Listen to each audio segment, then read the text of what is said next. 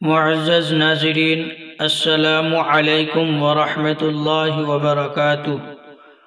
آج ہم اس ویڈیو کے ذریعے قرآن پاک کی ایک چھوٹی سورت سورہ کوثر کا ترجمہ، مختصر سی تفسیر اور شان نزول سیکھیں گے۔ تو چلیے شروع کرتے ہیں۔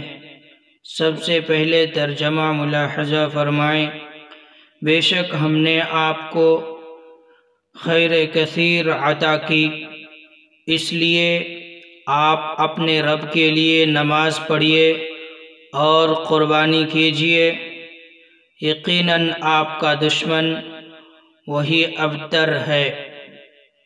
یہ سورہ کوثر کا ترجمہ ہوا۔ کوثر کے معنی خیر کثیر کے ہیں۔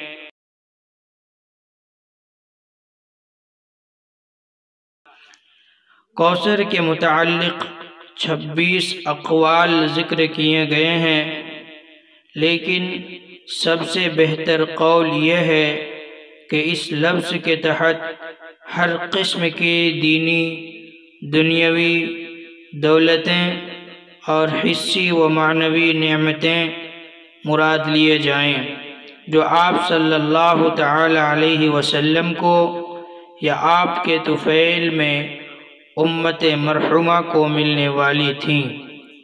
ان نعمتوں میں سے ایک بہت بڑی نعمت حوض کوثر ہے، جس کے پانی سے آپ صلی اللہ تعالی علیہ وسلم اپنی امت کو میدان محشر میں سیراب فرمائیں گے۔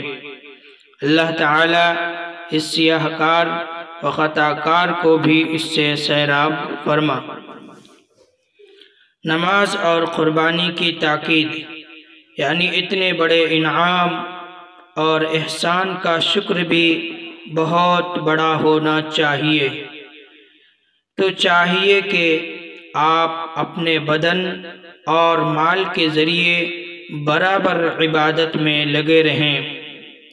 بدنی عبادات میں سب سے بڑی چیز نماز ہے اور مالی عبادات میں قربانی ایک ممتاز حیثیت رکھتی ہے، کیونکہ قربانی کی اصل حقیقت جان کا قربان کرنا تھا، جیسا کہ حضرت ابراہیم اور اسماعیل علیہ السلام کے قصہ سے ظاہر ہے۔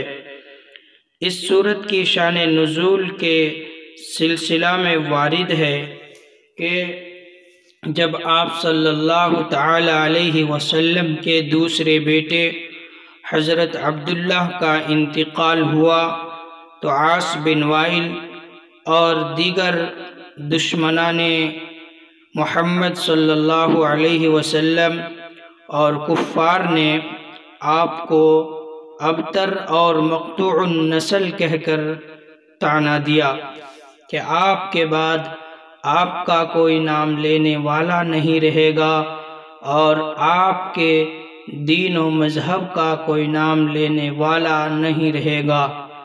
تو اللہ رب العزت نے یہ سورت اتار دی اور کہا کہ آپ کو ابتر کہنے والے ہی ابتر ہیں، آپ ابتر نہیں ہیں۔ آپ دنیا میں بھی بہت زیادہ بھلائیوں والے ہیں اور میدان محشر میں بھی بھلائی والے ہیں۔ آپ کا نام قیامت تک رہے گا، آپ کے مذہب اور دین کا نام بھی قیامت تک رہے گا۔ اللہ رب العزت ہم کو، آپ کو اور پوری امت مسلمہ کو اس سورت کے احکام پر عمل کرنے کی توفیق عنایت فرمائے، آمین۔